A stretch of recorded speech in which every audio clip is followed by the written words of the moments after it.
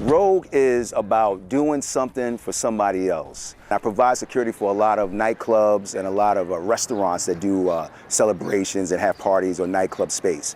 When COVID hit, all of that ended. I started to notice on television how different TV stations were giving a lot of people opportunity to say, this is how I'm giving back during the quarantine. And so I got to a point where I said, well, wow, I'd like to contribute. What can I do? And then I started thinking about this 315 theory that I've been doing all these years and training folks. Darren Gerard, thanks for being here. We're here out Pier 68 for another round of a 15-minute workout. And so how does the 315 theory play into it? What is it and how does it play in the Rogue? The 315 theory is me leading by example, by saying, you know what, if I can get out here every Sunday and I can work out for 25 minutes to 30 minutes, you can get out here with me. And if you can't work out with me, you could join me online. During the workouts, we would have these brainstorms as a community, like, wow, what can we do? What else can we do for COVID? What else can we do to contribute? I said, hey, how about we go clean up something?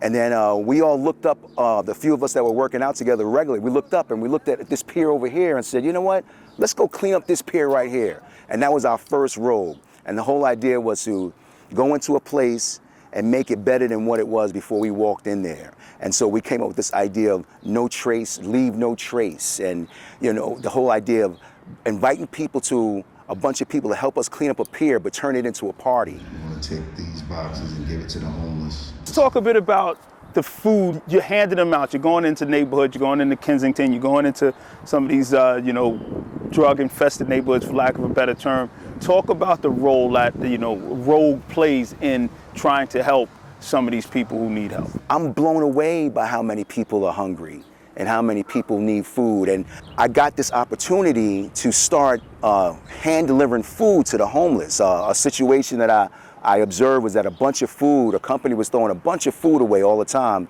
because families didn't want it or they wouldn't take it. Each box of food has about a week's worth of food. And so I said to myself, they're throwing all this food away.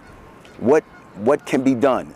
I told them I'll take the food. I said I'm going to make this a Rogue event, and I brought my partners in, and I started meeting them down here at the pier, handing them all a couple boxes of food, and we all go out and we feed the homeless.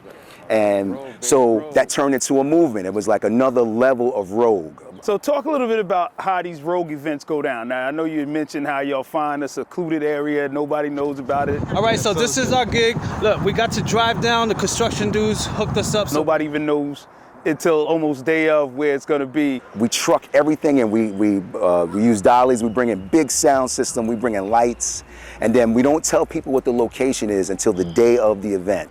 And then we also tell people it's a no trace event, come prepared to help us clean up, and then we rock out till the sun comes up. It's nothing more beautiful to see, the sun getting ready to peak and having all these people out here rocking out, and then at the end of it, we come together as a community and we clean up the area, leave it better than it was before. With Rogue, with the 315 theory, we're changing everybody's psyche. We're changing everybody's mind about what's cool and what's community.